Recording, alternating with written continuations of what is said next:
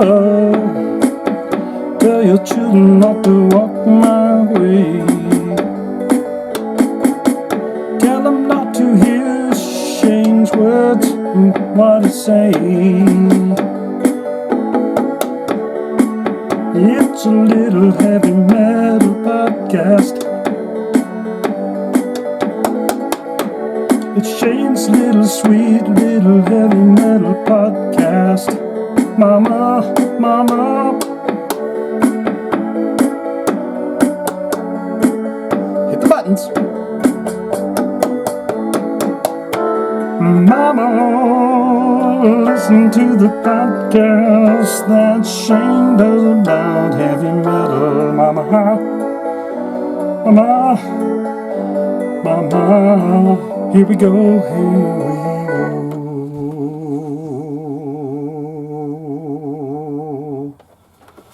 A lot of mama talk lately. Do you feel like there's a lot of mama talk? That's all right. This guy here, you know this guy? Now remember, we can't do his videos. What we can do, though, is stories about him and stuff. But and he's not even the first story. Kapow. See, I threw a sneak at you. Welcome back, episode 167 of Jive Talkin with Shane Diablo, the finest portion of my time that I like to spend with you guys. I like to do the podcast. A lot of stories that we won't be talking about. This is a no request zone. I do read your comments at the end of the episodes. I love it. It's my all-time favorite part of the podcast, but it is a no request zone. We got to put that out there first. Stories we won't be talking about is Kerry King says there's a 99.9% chance that Slayer will not be doing new music. Freaking Vince Neil's plane. I still don't even know if he was on the damn thing, but his plane crashed. His girlfriend was on it and it killed the pilot. That's a story that Blabbermouth didn't have on here. You know, we like to stay tried and true to that. So Killswitch Engage, they're being called out for digital art. For some reason, people have a real problem with bands just creating artwork for the album cover via, AI or whatever. I don't know what the whole deal is with that. I understand it's like, hey, it's taking the money out of my pie hole. I'm an artiste. I do album covers. It's taking money out of my pie hole. But I mean, if they want to do it, I don't see why everyone's got a gripe with it, but that's neither here nor there. I welcome you to this episode. It's already off to a strange start, but I have things on my mind that I want to spit out before we get started on this. Do you mind if I do that? Do you? Are you just here for a quick? Have you already tuned out? You're like, oh, fuck, I'm done. Or are you here for the long hang?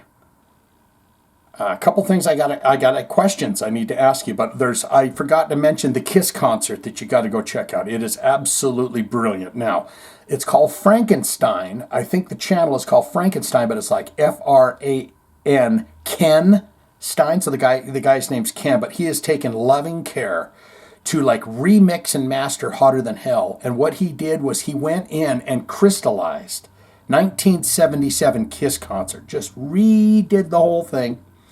Remix the music behind it and everything, and you go watch this concert. It's called Kiss All Right Largo is what it's called. So type that in the YouTube, it'll come up. He's got each song clipped up into a playlist that flows flawlessly through the entire show, and it is just amazing to sit back and watch, man. It brought me back to being 12 years old and just being enthralled with everything Kiss. So go and check that out. Have a sip of my beverage here. Then I'm going to ask you what this means. I've heard the kids saying thirsty. Thirst trap. I'm not quite sure what all that means, but here's why I'm asking you. I want to say beautiful Hawaiian girl, maybe Polynesian girl. She's a bus driver. And for whatever reason, I'm getting off early the last few days, and so I'm catching her bus on the way home. And today, when I get on, she says,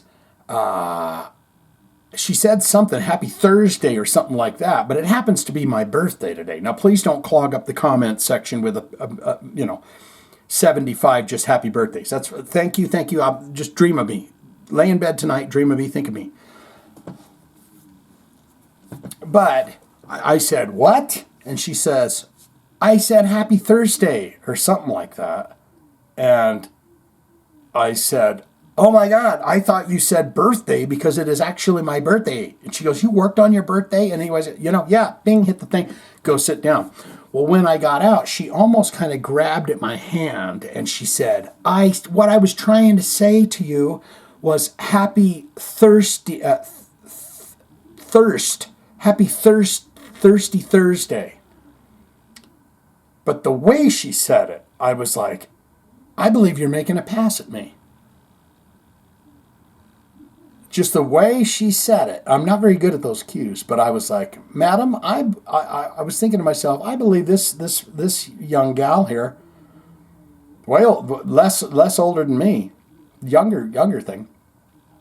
And she's, got to be some kind of an age. You're not going to put a 20-something, people's lives on a bus in the hands of a 20-something. You're just not going to do it. But she said, no, happy thirsty Thursday. Now, either she's a flaming drunk and she can't wait to get off driving the bus so she can get over to the bar and drink all night. Or what does that mean? So get down there and tell me what thirsty is. But welcome to this episode. We're gonna rock it out. We're gonna talk Glenn Danzig. We're gonna talk about Tim Ripper Owens. We're gonna talk about Marty Friedman. We got all your comments and stuff, and we wish Vince Neil's girlfriend, I don't know what the deal was, but I don't know if he was on that plane with her, but they don't seem to mention him much. But they do mention the girlfriend and the pilot, but the plane's coming down, and it hits a parked plane on the runway. So you can get in the comments and feed me all that information. This is Jeff Loomis here. Now, he's one of the fellas that's going to get Nevermore back together again. And that look in his eye and face right there just tells me, I don't know what to think about this. And I really don't like the tag of this subject line because it says it's going to be bigger and better than it ever was. And I'll tell you damn straight, and I'll tell you right now, if you're calling it Nevermore, it's never going to be better. If it don't have Warrell Dane, the voice, it's never going to be Nevermore. You need to change the band name because it doesn't matter if, you have three dudes from the band. If you ain't got Warrell, you should call it something different. Nevermored. You could just put a D on the end of it. Nevermored. Problem solved. But I want to get into what he's talking about where it's going to be bigger and better. Because they says, we already got 650 applicants put in applications to be in our band. And there is some name there. So they can get some bookings. They can play, Big Johnnies. They can play Big Wallies. They can play some 300 seaters. You know what I mean? Let's get into. Aren't you so excited you're here? I'm excited that you're here. Let's breathe real quick. Hear that booger in there? I think it's the other way. There we go. Welcome. Jeff, the Jeff man Loomis. Wasn't that the doctor's name in Halloween? Dr. Loomis? He said it's not a man behind those eyes. It's the shadow. At last month's NAMM convention in Anaheim, California, Jeff Loomis spoke to Metal Magnitudes, Chelsea, about the return of his longtime band Nevermore. Bassist Jim Shepard isn't involved with the reunion. Remember that? They didn't ask him. Which was initially teased on December 27, 2024 via a 1-minute video containing various Nevermore-related imagery and silhouettes of Loomis and drummer Van Williams. Van Williams. Oh no. For a minute I was like, I think I know that guy. Along with the text resurrecting the dream. The teaser ended with Nevermore logo along with the lineup A New Chapter Rises and the year 2025. Good car there. You can see the good car ad that they've got up there. That's a good looking car. Probably don't get very, very good in the snow, but unless it's an all-wheel drive, but not a bad situation there. Jeff said, it's transcribed by Blood. there's some incredible stuff coming up. I have to tell you that. I've had a tremendous last 10 years with the band Arch Enemy. Oh, that's why his face looks familiar to me. I've been a part of their band. I left the band about a year ago because I wanted to kind of be behind the driver's wheel of my own music again. The checks get lesser and lesser the more, when you got a power structure in a band, say Arch Enemy, and there's two guys that write the music, it's hard to squeeze yourself in. And so you want to branch out and do something in your own musical thing situation. So I reformed my old band called Nevermore. And that was a very big part of my life for a long time. And as well, and as we all know, the Nevermore singer Warrell Dane passed away about 5 years ago. So we're on the search right now for a new vocalist and bass player. And we're going to come back and we're going to revamp the band. And it's going to be bigger and better than it ever was. That's not going to be true. You might have a damn fine band, but Nevermore fans are going to say it's not as good as Warrell Dane. I will eat my shorts. And I'm scared to say this out loud, guys, because if someone says, "Where's that interview guy?" Remember that interview guy says that, they win a Grammy or something? Then I got to eat some dirty shorts or clean shorts. I didn't necessarily say, I said I would eat shorts. I didn't necessarily have to say that I was going to eat anyone's shorts. Here comes the laptop. Fire it up.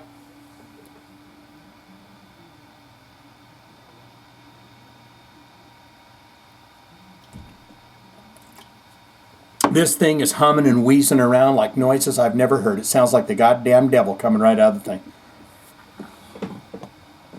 And we're going to come back and it's going to be bigger. So that's the plan for 2025. I have to tell you that, Chelsea. And thank you for having me on the Metal Magnitude, for sure. I mean, this is something I listen to all the time.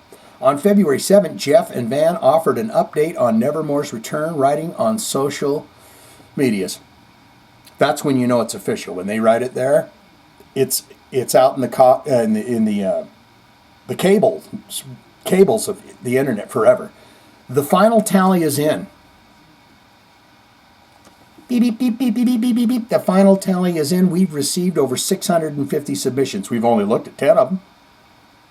There's some kick-ass ones, including that Elisabro Cabasambro, that drummer guy that plays everything while he smokes a joint and plays with one hand. He'd probably put in an application. They haven't even seen it.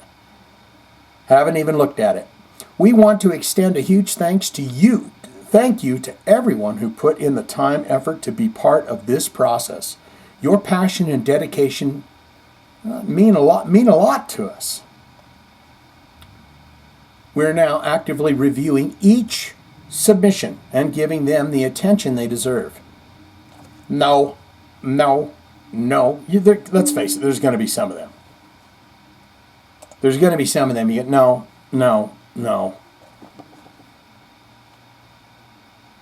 As we move forward, those selected to continue to the next phase, they're going to turn this into a program.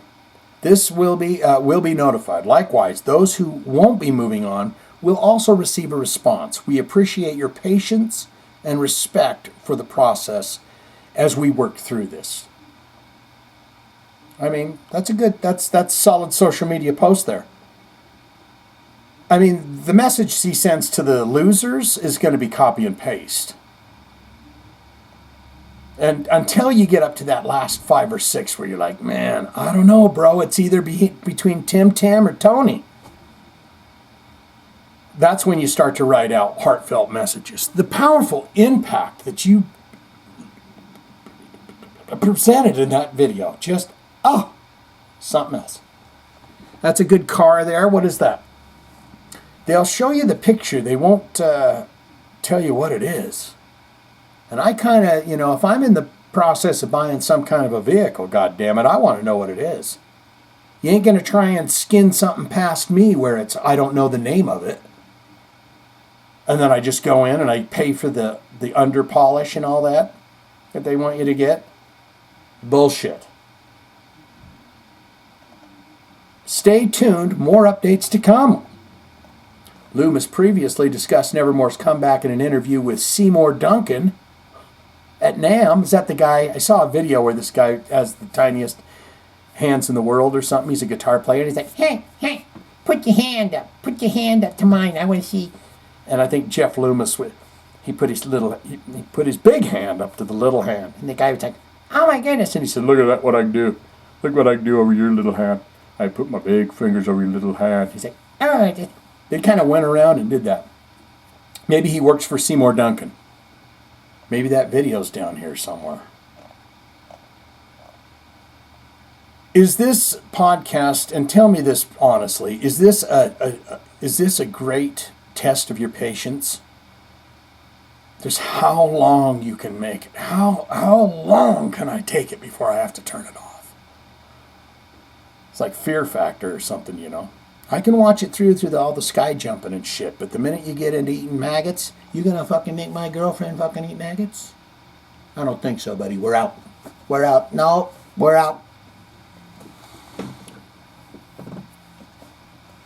But okay, what's he saying about this? Not many people know yet, but Nevermore is coming back in 2025. That's what he told Seymour Duncan.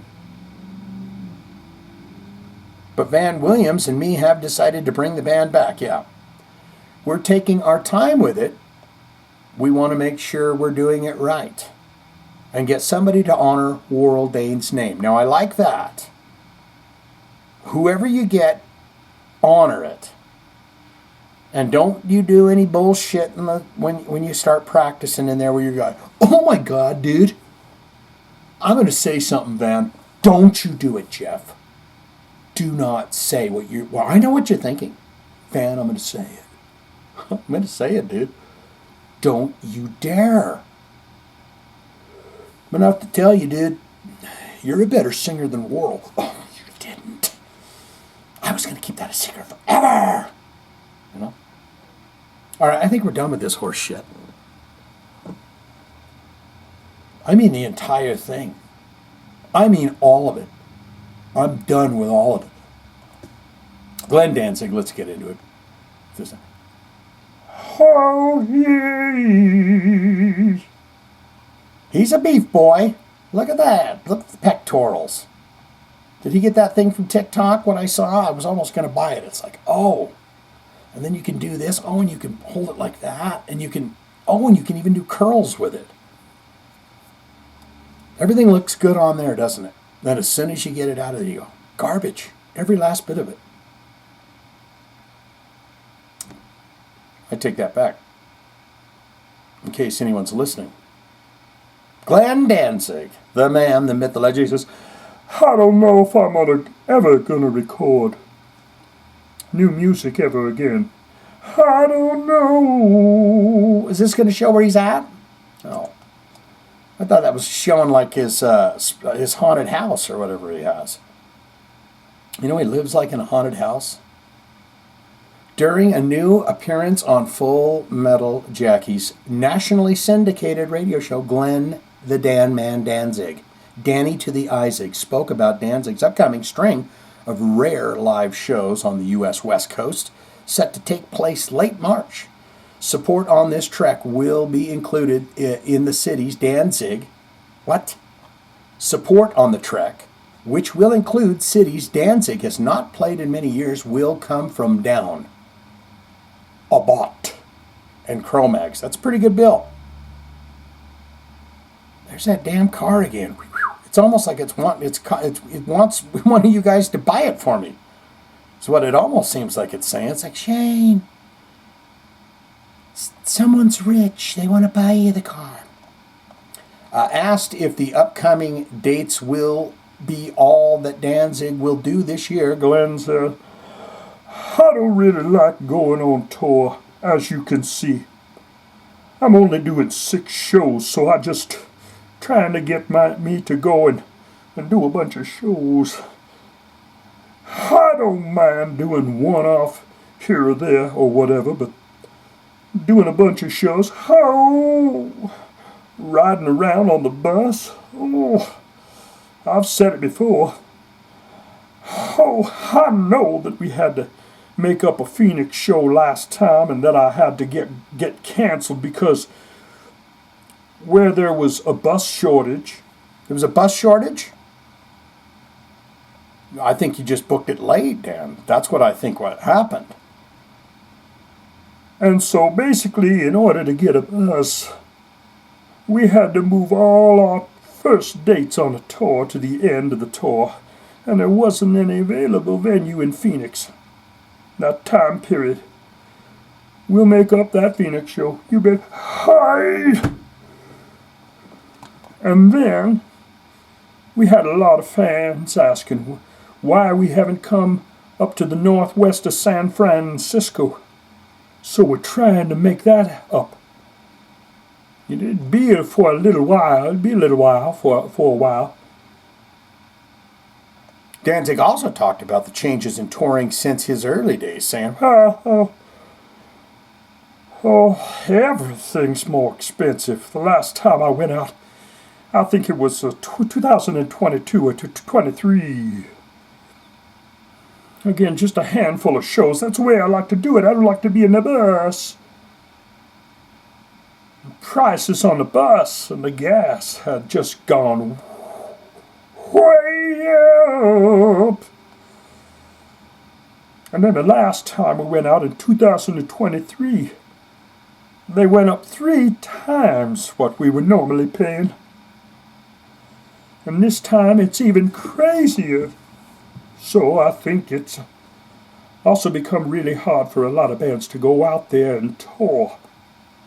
I've said it before. I just said it a little bit ago in that other paragraph, but I'll say it again. I said it before. I'll say it again. A young band just going out there, they would have to go out in a van. Well, kind of how we did back in the day with Danzig and Sam Hain. someone's going to get mad at me. It's not Sam Hain, Shane, it's Samhain. You said it wrong again. Danzig. Glenn Danzig, don't say Samhain. He says, Sam Hain. I'm in a band called Sam Hain. I ain't in Samhain. You think I'm some kind of little pussy? You think I'm some kind of little wimp? And then the Misfits. And it's not the Misfits, but you have to put the word "the" in front of Misfits. I mean, we could go out in a van. It was all we could afford. Nothing here. Oh. That's where they were going to show his spooky house. Remember? Asked if he enjoyed touring in a van at the time. Glenn, now let me ask you something. And please, don't answer this question if it strikes you in some kind of a way. But did you enjoy touring in a van at the time?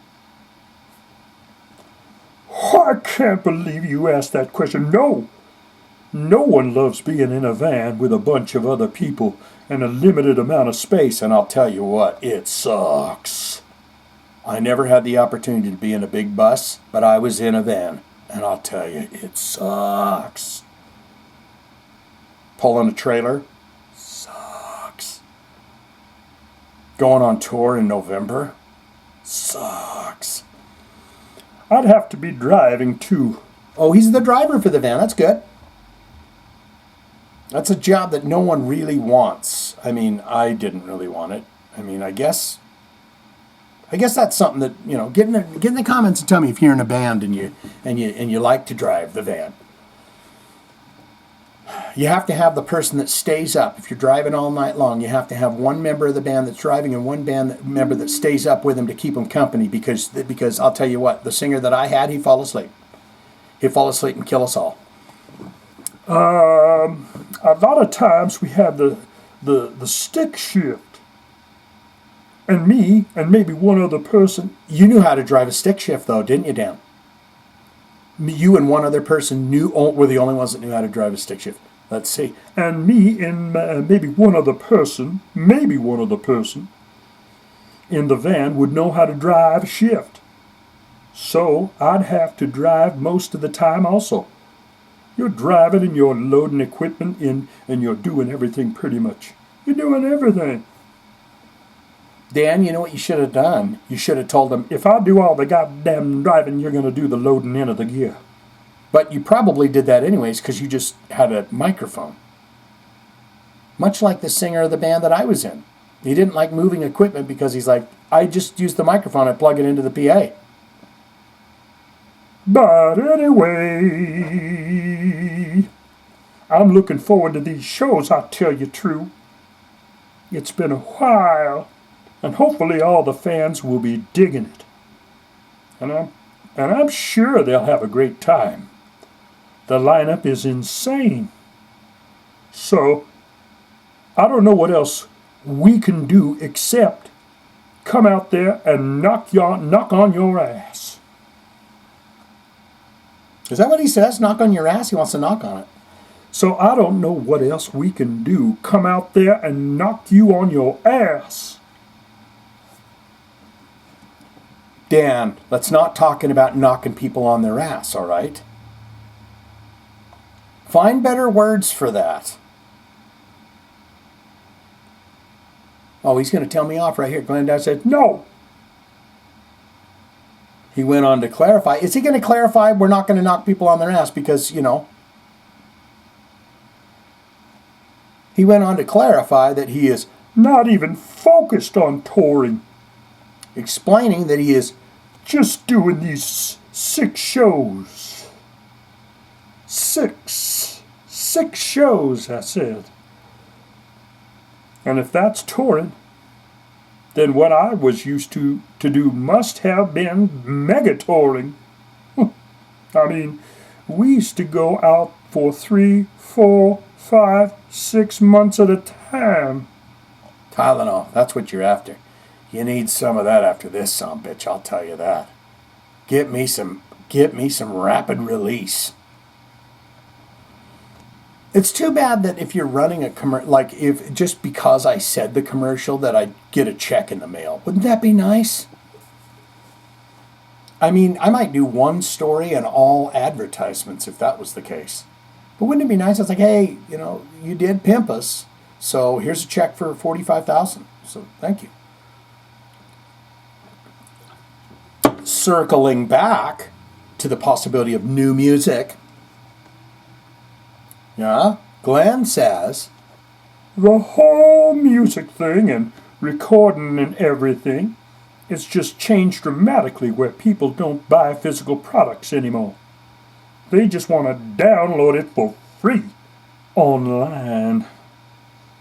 So there's really no incentive to new music unless I'm in the studio and I do something like a beautiful Elvis Presley or a Elvis Costello or a Roy Orbison record. And I want to give it away for free to everybody. I don't know if that's a great business model. yeah, it's not a great business model if you're just like giving everything away for free.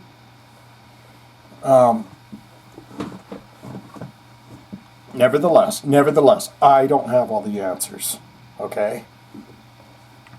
Asked if he still enjoys writing music. He says, "Hell, of course. But I write lots of different stuff." He does. Is he going to tell us, Danny, you going to tell us what kinds of songs you write? I know you write those hard rockin' ones, but what other kinds do you write? Does he do country? I don't see the music industry changing at all. So I don't know if I'm even going to record again. At least Danzig stuff. Maybe at some point. I don't know right now. I'll have to think about it. Danzig's tour dates with Down, Abath, and Cro-Mags. Yeah, there is indeed 6 shows there. Yeah, it's the 21st through the 30th. Las Vegas, Lincoln, California. Hey, boy, he ain't kidding, right? He ain't kidding when he wanted to hit California, but he didn't want to hit any good place. I mean, I'm sure there's wonderful people there. Seattle, Portland, Los Angeles. In Phoenix, he said, "I told you, goddammit, I ain't no lion, I ain't a fibber. When I told you that we should return to Phoenix, Arizona, what am I telling you right now? What are you seeing right here before your eyes? It's me. Danzig released a collection of Elvis Presley covers. Danzig sings Elvis in April 2020 and has been focused on making films including Death Rider in the House of Vampires. And his feature film directorial debut, Veronica. And you'll have to get down there and tell me how those came.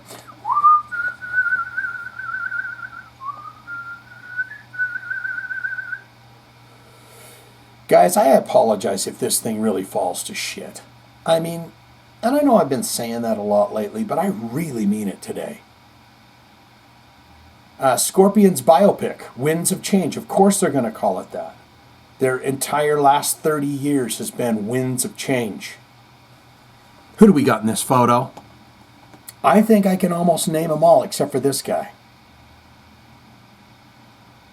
Because that's Ons Rudolph, right? He's sitting up there. He says, I get to sit in the window when we're doing the shoot. And Klaus says, oh, that's good, because I don't want to get up there. Well, we know with your hip, like the way it is.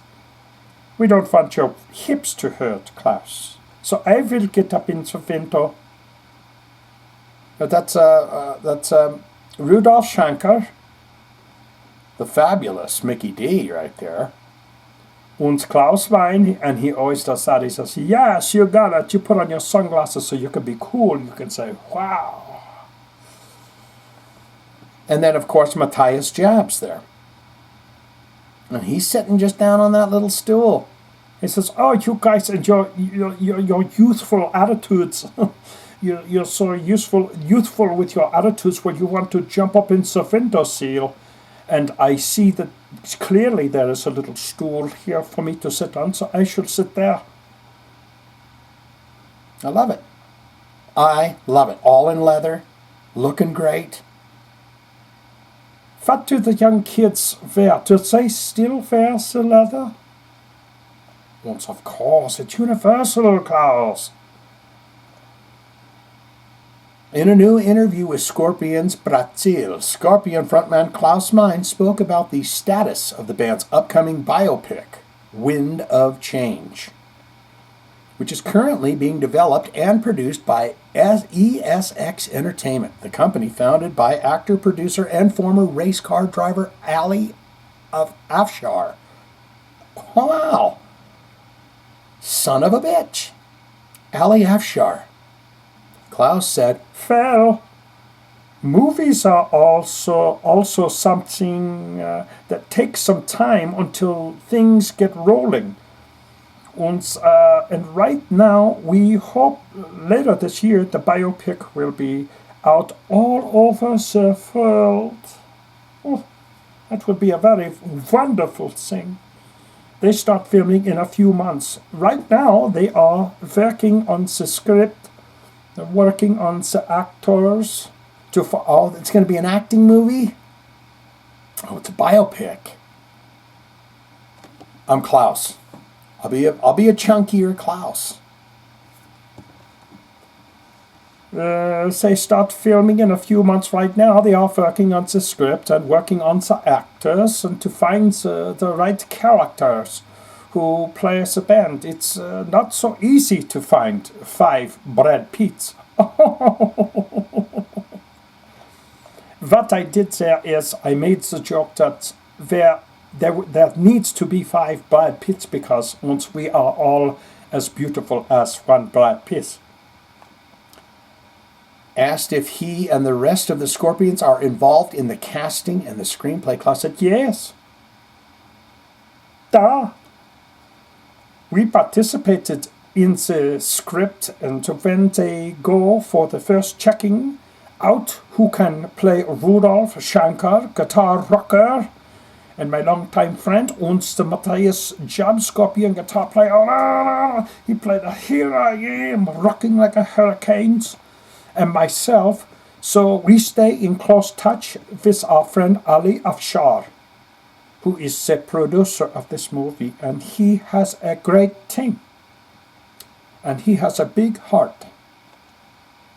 And once he loves the band, and he will make a very special biopic because he is in it. He's in it as in his heart and soul. This down here in your meat sack, the heart. He's in it. And together with his team, really with heart and soul. You can tell. And give a little bit of heart and soul. Give a little bit of love to grow. Ooh. Mine went on to say that And he doesn't, I don't exactly know when the Wind of Change will be released. Unfortunately, it's too early. he explained. They start shooting around May, and then I have no idea. Hopefully in the fall it would be great, but with these filmmaking issues, you never really know. It's funding too, Klaus. You know, it's like, we need a bit more cash, or good news, we've got enough cash, or There are a million things that can go great or can go wrong. So what do we know? We are part of it, and we support the team. But they have a clear concept about the movie, and the script is pretty cool as well. I'd love to know what the story is. Because the biopic has to have a story. It's got to tell the story. Good story. And is Michael Schenker going to chime in on it and go, And it was shit. But if there is a things to change along the way, we're part of it. But we stand watching with a lot of excitement. And hopefully it will be as great as the filmmakers think it will be. you got to get some of that dang money, some of that Queen money, some of that,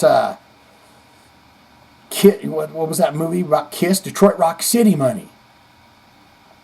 Anyone see I think I saw the Queen one. I didn't see the Elton John one. And would you consider a biopic the Doors movie? Is that a biopic?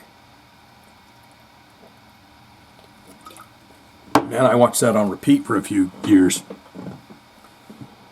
The blue bus is calling us. Blue bus. And Winds of Change will tell the story of three unlikely friends whose passion for rock and roll fueled their rise from the ashes of post-World War II Germany. That's crazy. To the global stardom and in the 1980s as multi-platinum rock band Scorpions, or the Scorps. According to Deadline, and French-born filmmaker Alex. Oh boy. Alex, this ain't the same guy. Alex Rena Rivello, American wrestler and the Wizard, will direct. Okay, we're done with this. Guys, a couple more stories. We're going to get into your comments. I've just about had it with the whole damn thing, but he's got a great... You know, I'm starting to get self-conscious now because I want you to understand I have some nose hairs here. And but I feel like as much as I touch my face, you guys are like, that dude is hopped up on an 8-ball. He's doing cocaine. And I'm not. I've never done it in my life. In fact, I hung out with kids when I was a kid that did it, but they hid from me because they were older kids. I might have told this story before, but they hid it. And then they come back all hopped up, and I'll be like, damn, you got what's going on? He's too young for coke, Joey. He's too fucking young for coke. We ain't going to do it. Next year. Next summer. Anyways, Tim the Rip Man Ripper Owens, he says, I'd write a book, but they got to pay me for it. And I agree with him 100%. If I decide that I'm going to write a book, I want someone to give me money for me to write a book because I'm so interesting. They got to say, get the checkbook out and give Shane $1 million for his life story. that is only 7 chapters. So that's what it is. I've got a bit of, I cannot stand growing a mustache. I cannot stand it. You know, you're drinking a glass of milk. It's just a problem. So when I get the nose hair with the, you know, so it's not me doing anything else. Okay, so relax. Don't say I'm hopped up on drugs if I'm not. Okay, you be the first ones to know if I'm like, I went on a bender. 3-day bender. In a new interview with Andrew McKay-Smith. I think we've mentioned him before. That's a fine, fine name. I like that. Hello? Andrew McKay-Smith. It's good to meet you. Scars and Guitars podcast. Good to know you. Sit down. Put the cans on, as we call them. Put the cans on and get up to that mic. Former Judas Priest and current KK Priest singer Tim the Ripman Owens was asked if he ever thought about writing an autobiography. Tim responded by, and wasn't he in one of them biopic movies? Or the biopic was about him, wasn't it? You see, the kismet of this podcast, we're just talked about Scorpion's biopic, and he was the story about getting into Judas Priest because, didn't they make the movie? What was it called? Big Time Winner Joe, man. What's it called?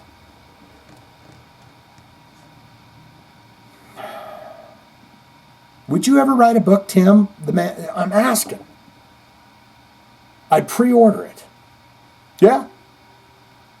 I'd like to do one, he says. I just don't know if I can talk about everything in my career. I don't know if it's right. There's bands that can do that because they were known as being being. They'd come up in the 70s and the 80s, so there's things they'd done in their career, and he don't talk like that, right? So there's things that they'd done in their career, and they like to walk about it, talk about it, because they were into that. But I don't know. I don't necessarily want to throw people under the bus. That's what a book is. You tell the good stories. Even if they're, soul crushing and ruin someone's life, you got to tell the stories. Nice big empty ad space there. Beautiful car ad would go great right there. Something with a all-wheel drive. Something that will drive itself. When I was going over to unplug Mama Diablo. At the hospital, I ride the bus. I don't have a car. I got an 88 Lincoln outside. It's been rotting away because I got no money to fix it up. So I called a Uber to head to the hospital. And the guy had a Tesla, one of them pimped out suckers with the, And I was like, does this thing auto drive? And he's like, oh yeah, it drove me all the way home. He said, I was shit-faced. And all you got to do is put your hands on the steering wheel or buy it or something because it drove me all the way home. And then it parked itself. And I was shit-faced. I ate a burrito, whatever he said. But I was like, really?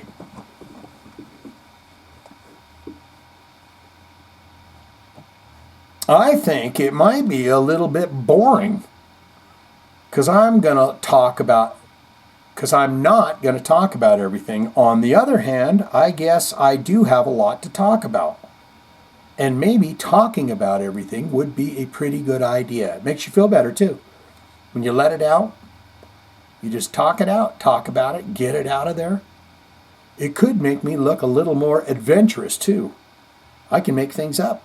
No, don't do that. Don't make up things. It needs to be true and honest.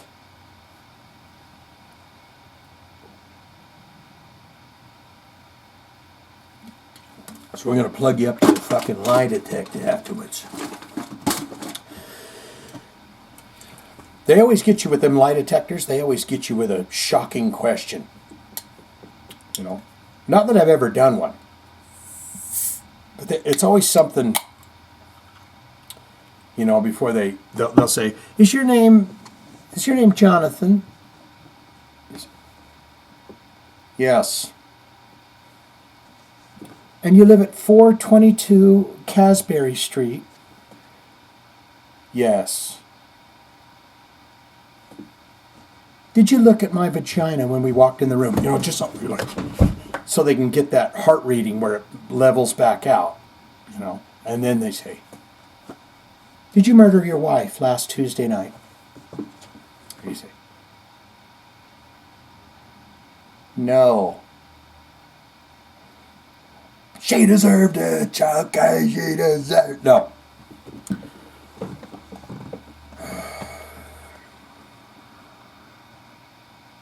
I've said this, I will write a book, but I'm not writing a book that's not paying me, because I see so many musicians and so many people write books, and I know they haven't made much money from it. I'm not saying I'm going to be super rich, but I've always said, if I'm writing a book, it's paying me. It's paying me to write the book. I'm not just putting it out there to put it out there. I've got to retire at some point. He's right on the money. Spot on. And that's a little, I do detect a bit of self-confidence there. You know, you got to have self-confidence that you could sell them books. Because, you know, it's like Dee Snider in his book about when he was in high school and he was in a gang in high school. You got to write that damn book. You got to have confidence in it. You can't just say, okay, give me $1 million and I'll write a book. And then you tell anyone that'll listen, it's going to be shit, dude. I have no stories to tell, but they gave me $1 million. So I get to have that money. But yeah, I've had one hell of a career. Just a kid from Akron, Ohio, that's done and played with the musicians that I have, and all because of Judas Priest giving me a break and a chance to sing for him. And yeah, just a book on who I've played with and when I've jammed with them, whether it's Ace Frehley of Kiss or Scott Ian of Anthrax or whoever it's been, it's pretty crazy because, again, I'm still just a fan and a kid from Akron, Ohio that gets to do what I do. And that's the love. That's the true love. That's the eyes of a kid from Akron. Just like, I'm nobody, man. Right?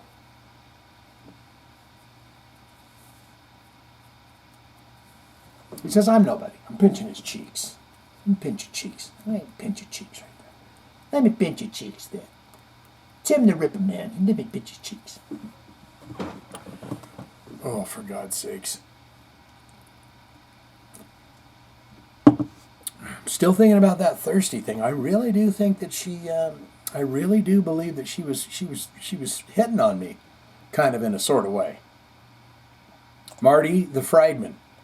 We got Marty Friedman here, and then we're going to get into, he's going to speak on Metallica and how he continues to respect them so deeply all these years. We're going to look at the beautiful new Metallica watches because the money just keeps coming. Anything, everywhere, all the time. It's a constant flow of delicious money. Metallica watches. And then we're going to get into your comments, and you will be happy about that. All right, get that thing out of the way. Marty Friedman on Metallica. I continue to respect them. And there's still a lot to learn from them. And I agree. There's always room to learn. Always. Even to the day that you're going to be leaving your meat sack. There's always something to learn. I mean, isn't that like the biggest thing you learn? That is the biggest thing that you learn. The second that you're leaving your meat sack and you're laying there. And you look like, you're not even the same person anymore, quite frankly. That is the biggest learning moment of your life, isn't it? In a new interview with Michael Christopher of Vanyaland, Marty Friedman was asked about the so-called feud between Dave Mustaine and Metallica, which reached its peak during Marty's time with Megadeth. Guitar said, I don't think we in Megadeth cared as much about Metallica as people put in the press. We were definitely our own band, our own entity. As far as I'm concerned, we admired Metallica for the great work they did, and they're playing similar genre of music to what we're doing, so there is no question that we were watching their every move, what they were doing, and what we could learn from it.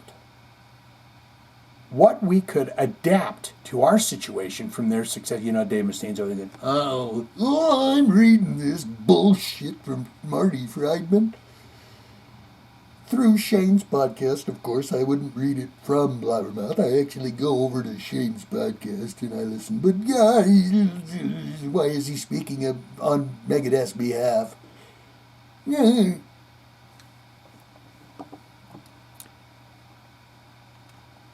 We admired Metallica for the great work that they'd done, similar genres, and watched every move and saw what we could learn from it. What we could adapt to our situation from their success. I mean, we're both heavy metal bands, and Mustaine pioneered this heavy metal rhythm guitar style. James Hetfield, Metallica frontman, pioneered this heavy metal guitar style. They both were very, very important in the formation of thrash metal. There's an empty spot there, but that's fine, you know. I think we could both learn from each other. And we could certainly learn from Metallica's great success. You know, all I'm saying is there's no Megadeth watches. And if there are, they're discontinued. And I would buy one if it had Vic Rattlehead. Straight up, not because I would ever look at it for the time, but because it was Vic Rattlehead, and I would just go, oh, do you need the time? Anyone need the time?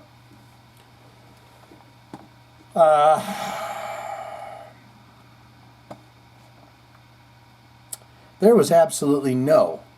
Okay, let's see what he's going to say. I like when they say no and stuff.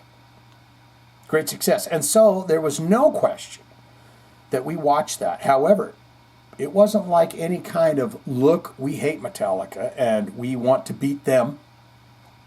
We want to beat them unmercifully. There was absolutely no, not that I saw, any kind of feud type of thinking. But I have no idea what Dave's personal relationship are with those guys. I just remember the journalist. It's juicy. It's a juicy headline. And so they go with it. And the stuff goes on to this day.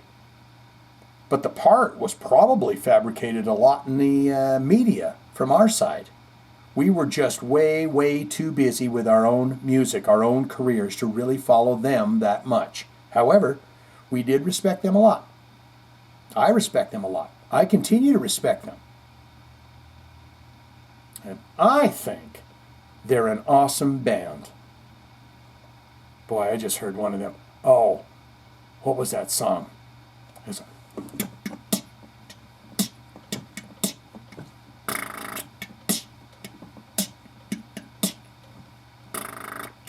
You know that song?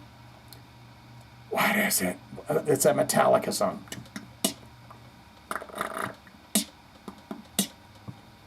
You know what I'm talking about? I think it was the big one. I was just listening to that drum beat while I was at work, and I just started going.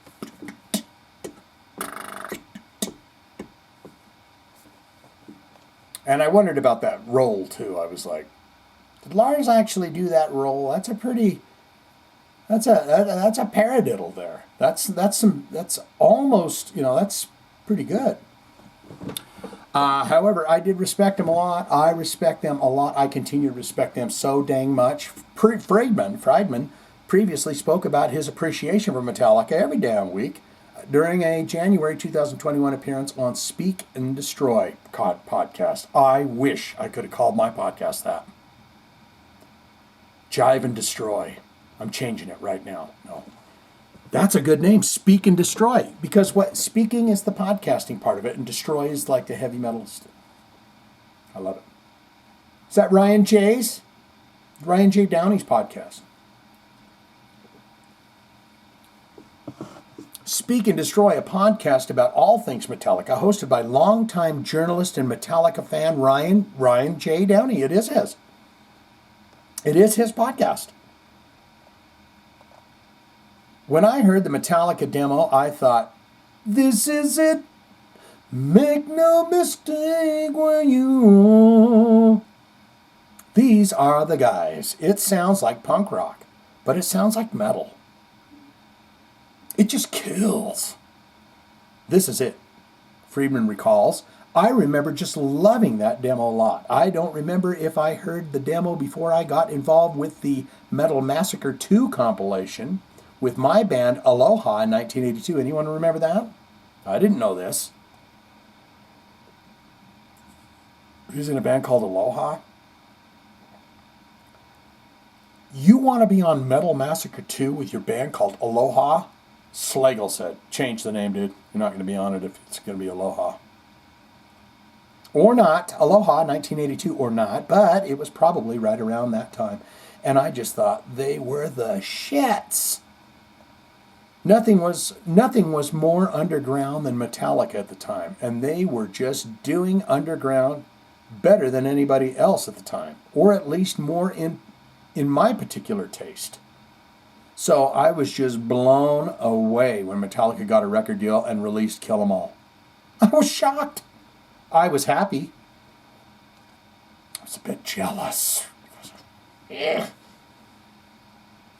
Because up until that point, we were kind of in the same circles.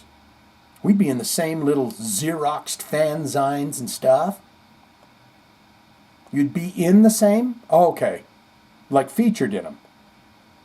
Xeroxed fanzines and stuff, and there'd be a review of Metallica's demo, and then there'd be a review of Vixen's demo, Marty's pre-Aloha band.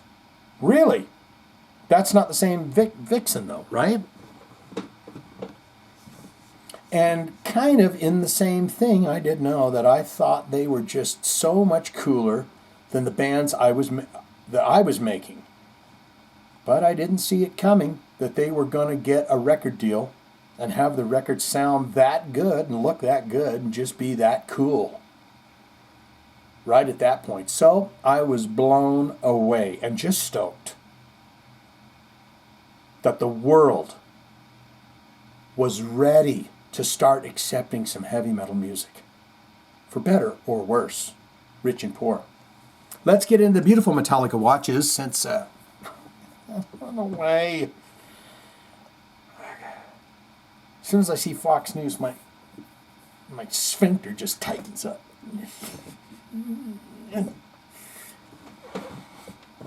Well, I'm liking these right here. I mean, that is 4 stunning fucking watches if you've ever seen 4 watches in your life. Now, these are cheaper models.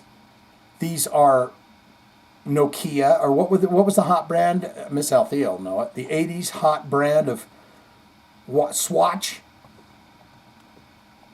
That's the equivalent. These are $18 watches. Do not tell me they're a dollar more. Then I'm going to go, with inflation, I'm going to say $28.99. But those are some stunning watches. You cannot lie about that. Metallica announced second collection. Oh, it's the second collection. Now I want to know what the art looks like, because I might not want one of these if I saw the first collection. Metallica announced second collection with Californian watchmaker Nixon.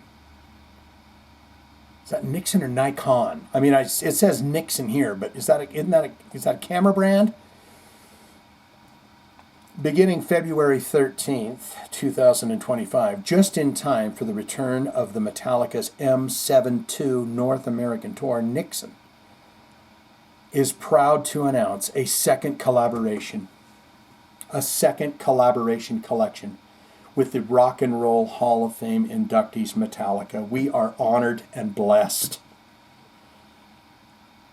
This encore collection, which includes 4 watches, was born of long shared mutual loving respect for upstarts who buck the system and wind up changing it for good.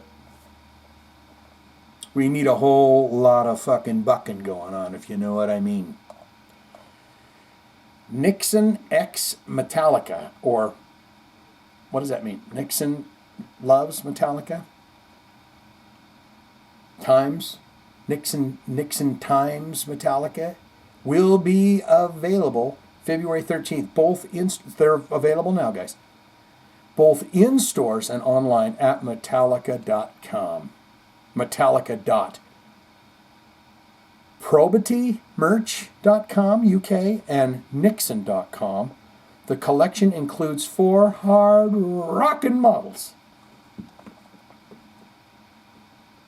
Do you see that price right there? I am not a fan.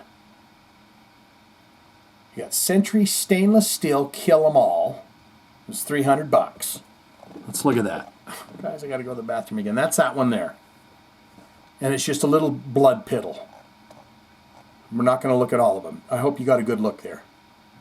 The second version of the Century is the collection featured Metallica's most recent album cover, 72 Seasons, and its unmistakable yellow. It also features the Metallica Barb, second hand and leather textured dial. Is this the third one? All right, we're getting down into the 150s now. I hope that last one's going to be $28.99 like I asked.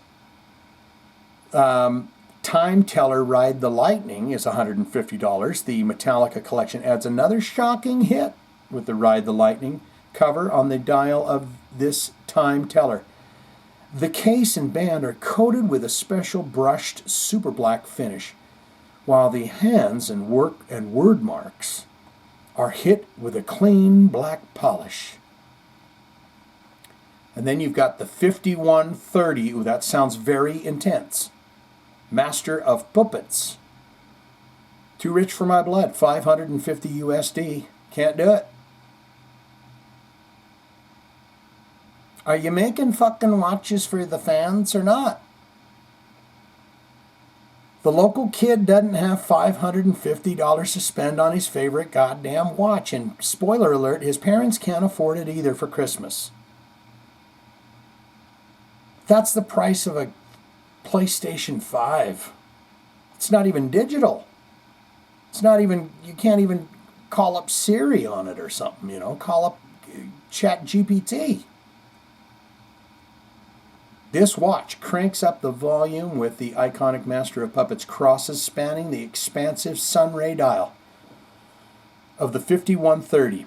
To take it a step further, a bushed super black finish surrounds the band, case, and bezel.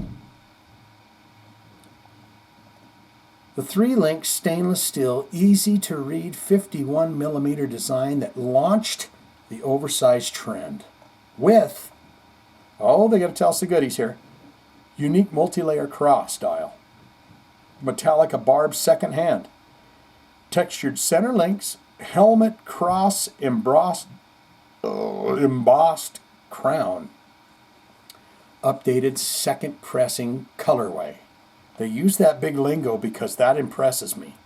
I go, fuck, if it's got pressing colorway, well, now I have to spend $550 on it. Founded in 1998 in Encinitas, California, Nixon is the premier watch and accessory brand for the youth lifestyle market, focused on making the little stuff better. Nixon began the small line of team design custom build watches sold exclusively in specialty board, sport, and fashion retailers. Now, I will say this, guys. This is not a besmirch on the fine name of Nixon watches. It is an art, okay? I understand the fine handwork that needs to be put in there on a watch, okay? I'm just saying that I'm a poor person. And if I wanted to own one of these watches, I could not own that because I'm a poor person. And I respect you for the effort and time that it takes you with one of them little glass things on your eye to get in there and make that. But I can't afford that. Let's get into your comments. That's right. It's the best time of the podcast. I'm telling you, and I do have to use the restroom so damn bad. But I will hold it. as long as I can. So let's do that right now. Let's do that right now. This might be, remember last week when I said the worst podcast ever? This one, I think this one's going to be it. The Revenant. The Revenant's back. Remember that? Paula. The Revenant, yeah. Scary ass picture of that face. I'm going to say it's like a damn demon staring at me. Here is what you can expect from the Lorraine Lewis 2025 Saggy Tits and Broken Hips. Oh, my heavens. I'm going to tell you something right now, The Revenant. Tits sag, mine sag. Broken hips, broken lips. World tour. First she comes on stage 22 minutes late. He's had an experience with it. Because she took her time getting up the stairs to the stage for her first song. She offers up a raucous version of the unforgettable Wings of a Dove.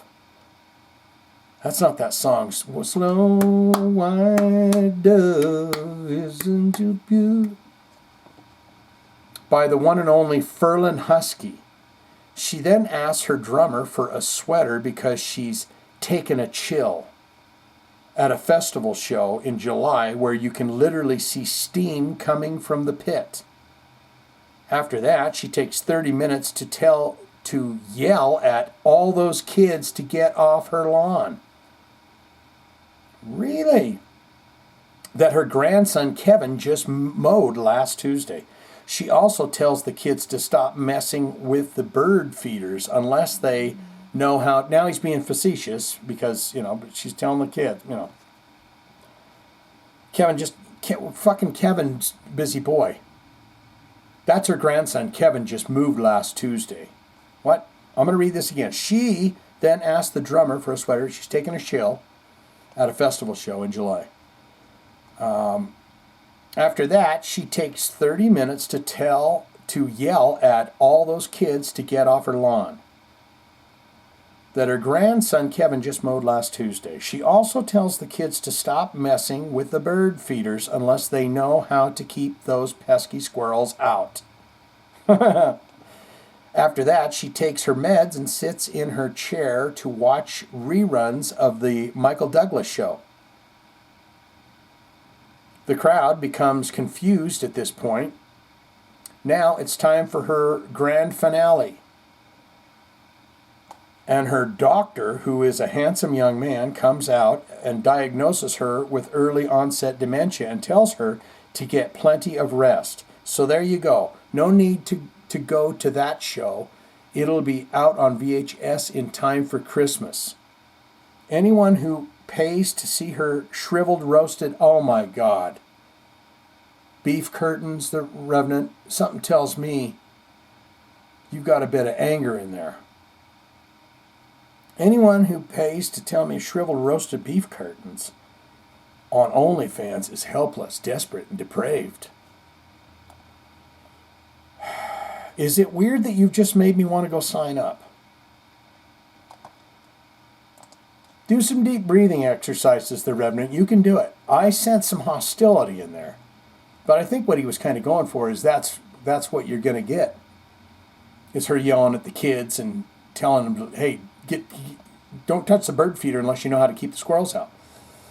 Johnny B coming in here. First off, I would like to extend my condolences to Mike B69er.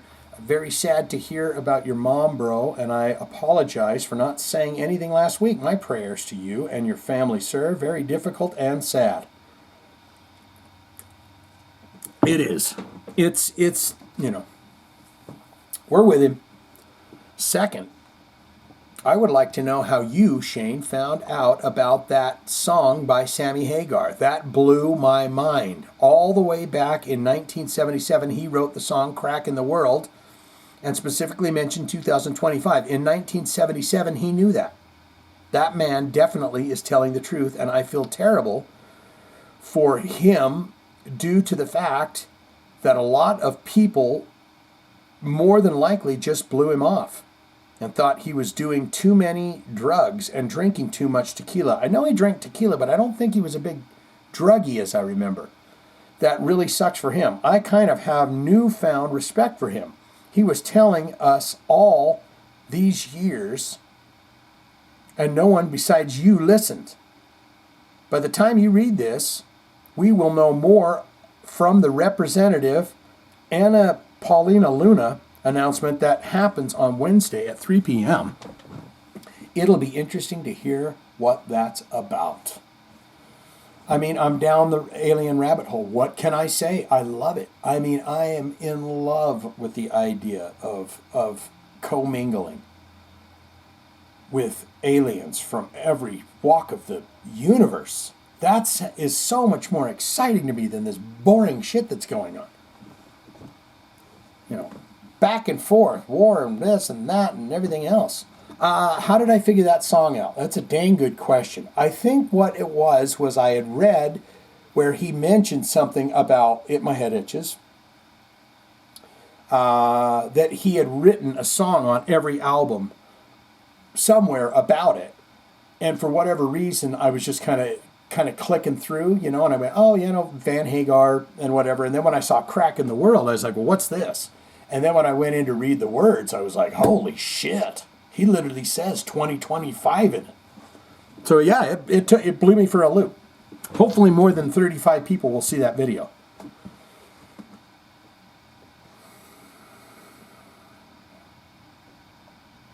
It's really starting to boil up. I don't want to run to the bathroom because I know that someone says, I'll tell you right now, if he runs to the bathroom, I will turn this podcast off. Johnny B says, the Black Sabbath reunion show will be amazing if Ozzy will be able to walk. I think that it'll be a fairly large factor for the King of Darkness and his Birmingham cronies. Great bill, great lineup, and I hope it will be streaming live somehow. Yeah, hopefully. I saw some guy on, I'm going to have to go to the bathroom, you guys. I'm going to have to hold that thought. Okay. I saw a guy.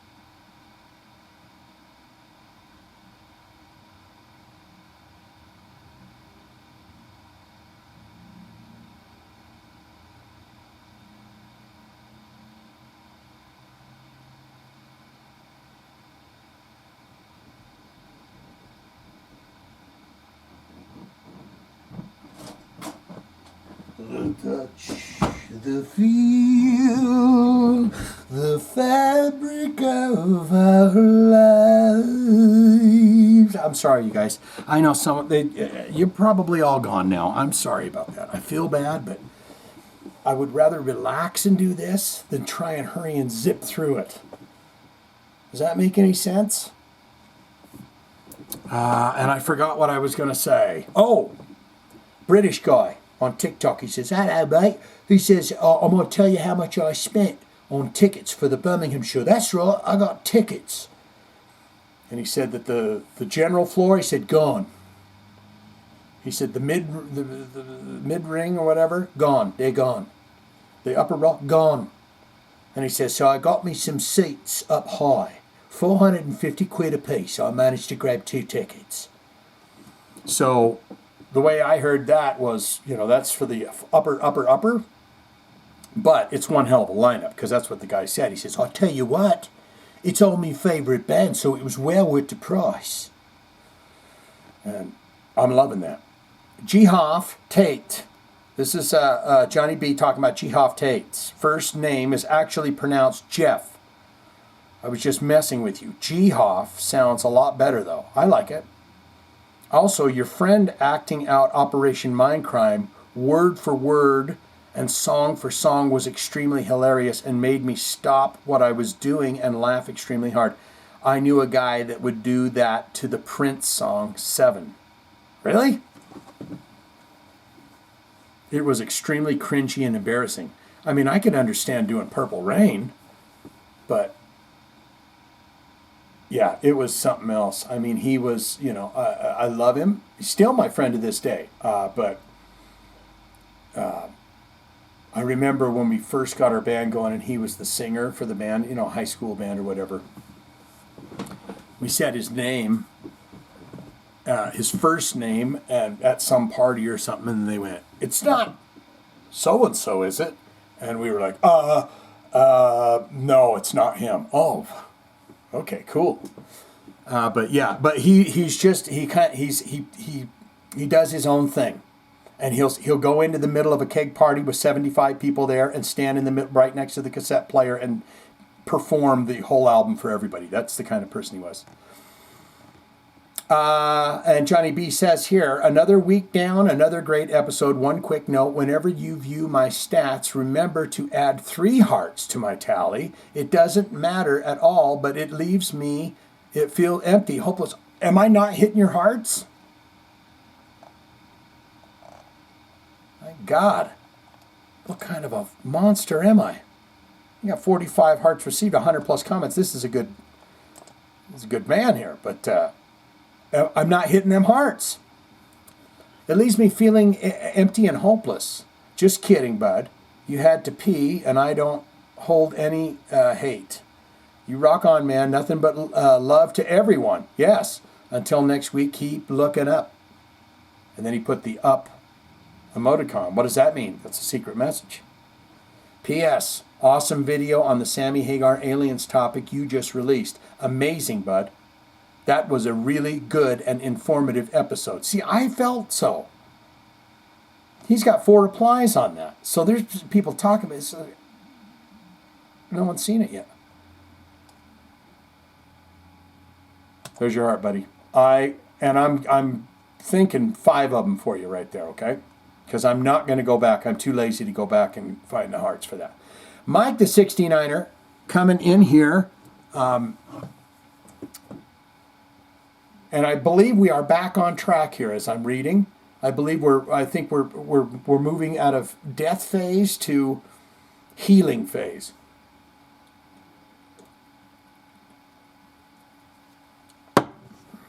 Well, thanks to Shane, this I switched up this week's movies that are bad, but we love them anyways. Last Action Hero. Been doing a lot of music from that movie. 1993 had a totally different movie all lined up and ready to go, but after Shane did his AC/DC Big Gun video, I literally paused it and went and watched The Last Action Hero. Sorry, Shane. I did get back to watching your video, thank you. You'll just have to stay tuned for what I was going to review next week. This film was not the blockbuster that it was expected to be upon its initial release and was pretty derided when it first came out. Is it divided or derided? Derided sounds like a word. But I think it's your mom, right? Your mom is an English teacher for 40 years. She's going to say, bro, if that's not a real word, and I feel like it is. But I think it's one that deserves reconsideration. The story is essentially Woody Allen's The Purple Rose of Cairo, but with a 1980s action film hero stepping off the screen into the real world instead of the 1930s romantic leading man stepping off the screen. Both films feature many funny moments of fictional characters having to deal with real world and also funny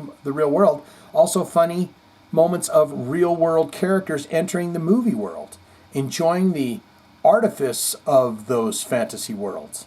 The difference is how these two films go about this.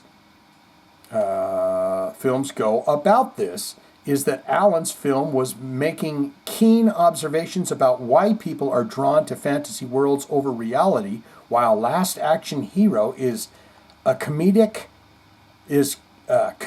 primarily a send-up of 80s action film tropes. Although this film is nowhere as smart or insightful as Alan's classic, the inclusion of so many action films, heavyweights, both in front of the camera, Arnold Schwarzenegger, and also behind the camera, director John McTiernan,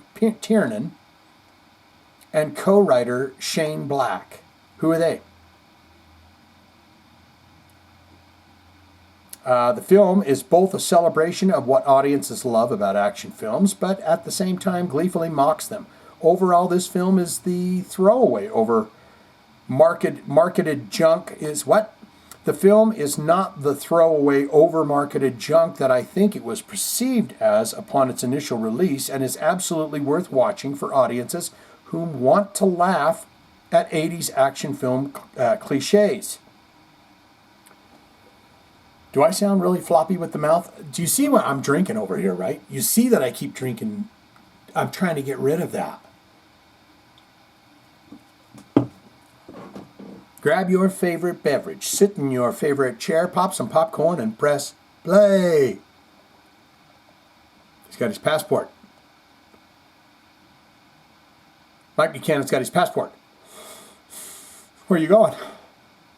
Got my passport all ready to go. Off to Birmingham I go. You're going to go see it. Well, not really, but damn it, man. I really, really want to go. I did get to see Black Sabbath live, but not with Ozzy or Dio. Tony Martin was singing at the time. To see the original lineup would be a bucket list item for sure. It would. I've never seen Black Sabbath in any form, but I have seen Ronnie James Dio, and I have seen Ozzy. Man, I would have loved to have seen that Heaven and Hell with Dio in it. Go do a YouTube search for The Dungeons Are Calling Again, and you will hear a demo version of a new Sabotage song. Really? As far as my favorite Sabotage album goes, Power of the Night and song Power of the Night, hands down the greatest metal riff ever written. And now, Medical Talk by Mikey B. Oh, he's going to do Meniere's disease, because I had no idea.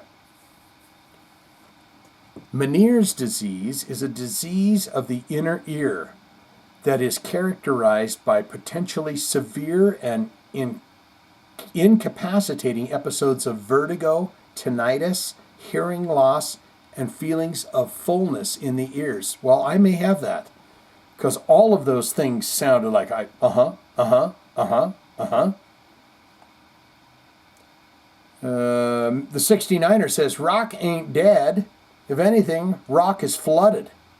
There are so many artists out there playing metal, no one could ever keep up with it at all. Believe me, I try, and Shane gets blasted over on Patreon because of it. And that's probably only about 1% of it that's out there.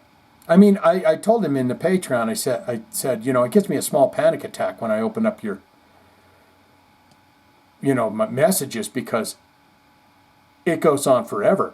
I love it. I'm going to, by God, someday try to get through half of it. But I do like that you just kind of use that as a tool. It's almost like a little diary. You can have that in there if you want, your own little diary. You write kinky stuff to yourself. The only difference is I can read them. I'm reading all your diaries. So you can put all your stuff in there. Mike Buchanan, he's coming in on Lorraine Lewis. As far as Lorraine Lewis goes, I'm sure someone out there is thrilled. Not for me, but hey, if you've still got it, flaunt it. She is attractive. I mean, I think so. I think she's, I think she's got it. But, I'm not into that. But, I'm just not. Any kind of website purchases, There was some girl that I saw once that was taking baths. She was like an extremely popular, I don't know what she did actually, just like a TikTok lady or something. before TikTok was cool. But she was scooping up bath water, she'd run it down her back or whatever, and then scoop it up in these little jars, and she was selling it. And I was just like, there's people, she said $50 a jar for her bath water that she was in. It's like, they drink it. Every last one of them. Well,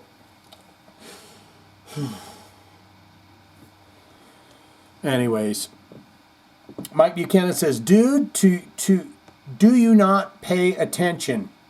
Yeah, because he's right. Movies that are bad, but we love them anyways. I did The Dungeon Master with Wasp in it. Tormentor. Yep, they do the song Tormentor in that. And he's right, and I'm wrong.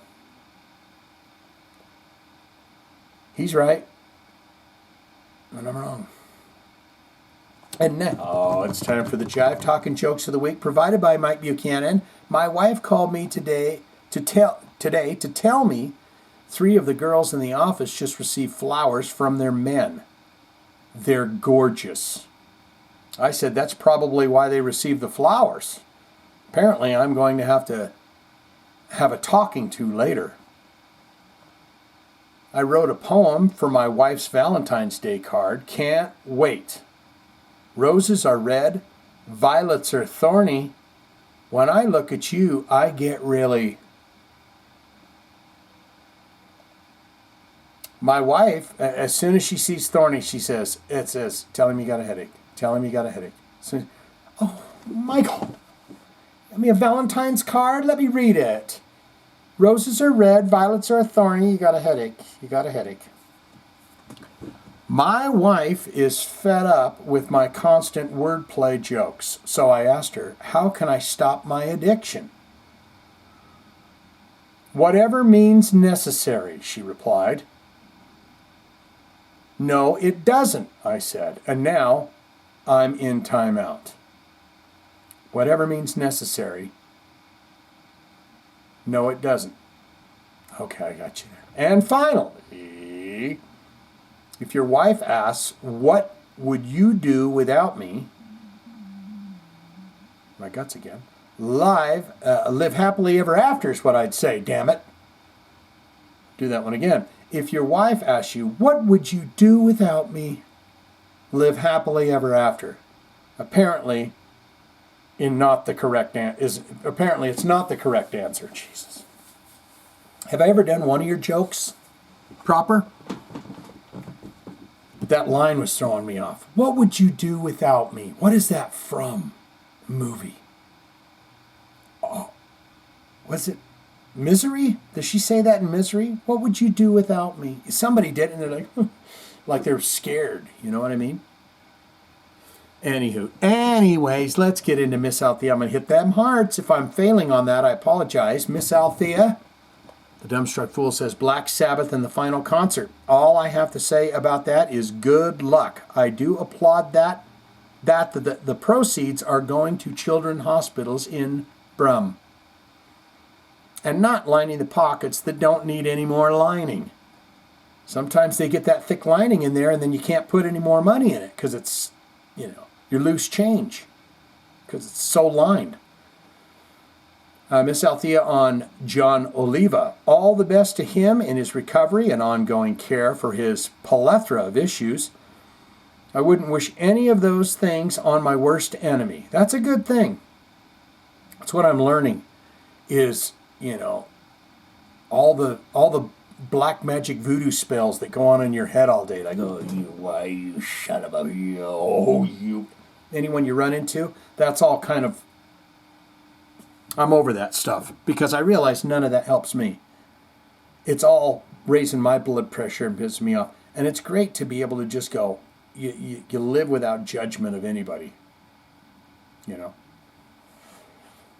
So that's good, Miss Althea. You don't wish things on on your worst enemies. Do you have any worst enemies? I don't think so. Might have that lady at work. Oh, I tell you that Althea is she's my worst damn enemy. Miss Althea on Lorraine Lewis. I stand by my original statement. I still love her, and it's her life, her decision, her career choice, but I unfortunately still do not agree with it. And that is fine. I am entitled to think what I want to think in the same way that she is entitled to do what she wants to do. It just makes for a nasty debate, though. That's true. You got old saggy bottoms up there. The Revenant talking,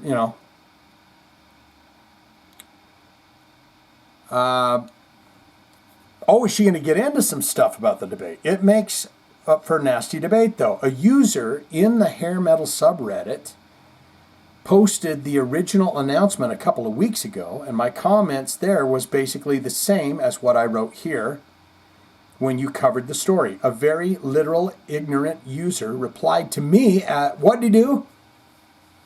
Replied to me was, "You sound like a homo." Excuse me? I reiterated, literally ignorant.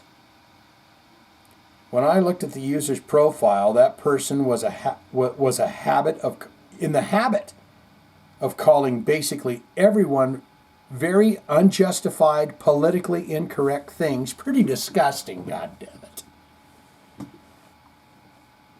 If anyone besides Johnny B is on Reddit and would like to employ some downvoting, here is the link to the thread. So she put the link here. You go over there and downvote. That's what we want to do, downvote it. I mean, what kind of shit is that? You sound like a that sounds like the Revenge of the Nerds shit. That's what amazes me. I work with somebody that's like that, where it's just like, man, you're still a fucking cave person, aren't you? Where have you been for the last 50 years? Where have you been for existence? That it's like, I mean, I think Johnny B gets me here when I say this, but it's what I mean by we are cave people wearing clothes. You're still, it's like, when will we ever advance? Don't you want to ride in the fucking spaceships and fly around, zip around, zap around at Vector 7? They ain't letting people do that. That's still going, hey, you sound like a homo. I'll never understand it. Downvoting. So there's the link she put, and then she's got this here, too. Miss Althea on Courtney LaPlante. Now, she was going to tell you. I'm not going to cut her off. Not a fan of Spirit Box, but I am a fan of her improv acting skills. Wonder if Poppy was pissed or if she was doubled over in pain laughing. Because if you're made it this far in the podcast but don't know what's happening, is Courtney LaPlante of Spirit Box was caught on the red carpet and the people called her Poppy. So she answered questions as Poppy. It was wonderful. Miss Althea on the M3 Festival. Topic revisit. And I think I asked about the 3-day tickets and how you get the 1-day tickets. If I remember correctly, one of Mike B's fave New York bands was Spread Eagle. They just happened to be on the schedule for day 3 along with headliners Piercy and DeMartini and other support acts of Warrant, Ace Frehley, Lita Ford, and I don't remember who else right now. That sounds like a great show. Just that day. Whether or not he would consider that pretzel worthy, I don't know. Yeah. I'll bet you that reply right there is him. The pretzel worthy? Oh, that's Johnny B there. F them. Shouldn't open that. Bryce coming in here. Your performance was brilliant. Miss Althea, there's your heart. Let me read that again. Your performance was brilliant. Thank you. Thank you, Bryce. Big Tony, he said, brother, my first rock show was Sabbath, original lineup. I was in 6th grade or something. Do you hear my guts? This is becoming an ongoing situation, isn't it? Every fucking podcast by this time. It's because it's dinner time. and I'm doing this. And it's my birthday today. So someone very special made me dinner. Next door. First album was Paranoid when I was 6. Ma let us each pick out an album, and the cover hooked me. I still prefer the RJD Sabbath. Really, that's interesting because I get into arguments with the same guy that did the Queensryche thing, because I too like the Ronnie James Dio Sabbath. See how itchy I am, guys? I got veneers, I got this, I got that, I got everything. No, I don't.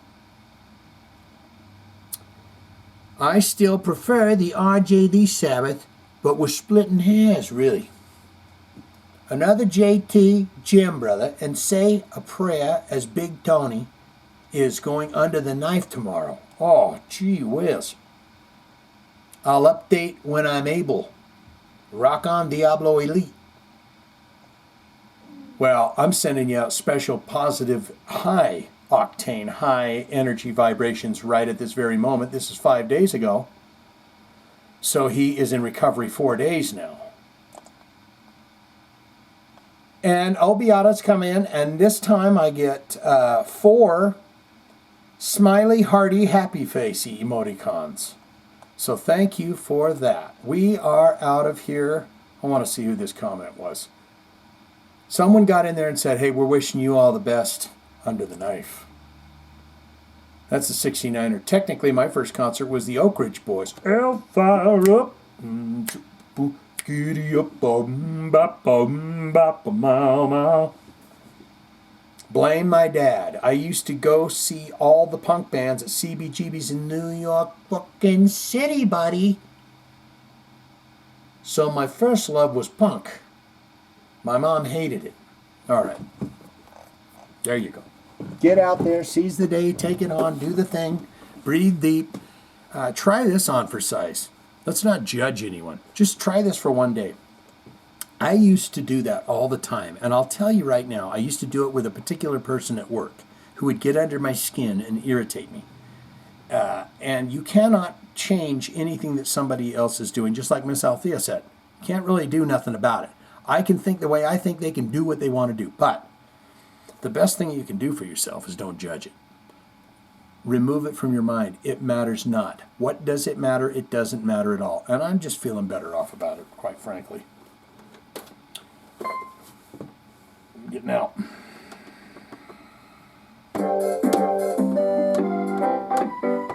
Oh.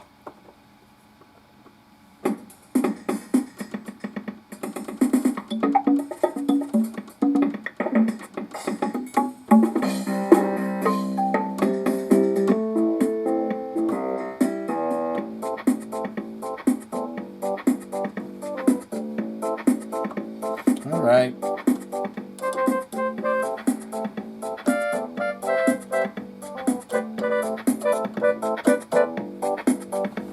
When you come to town, you listen hard, listen good. It's Shane's podcast.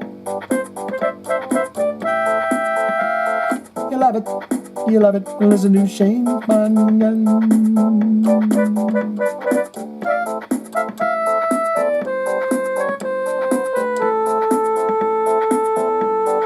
Oh, I might like this.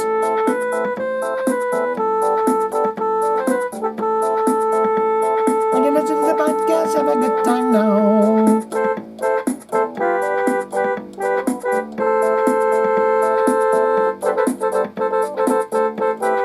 Come on now, you have a good time and listen to Shane's podcast to the end. That sounds like a car. Hey, motherfucker, get out of the way. I'm a busy guy. Come on, baby, come on in, yay.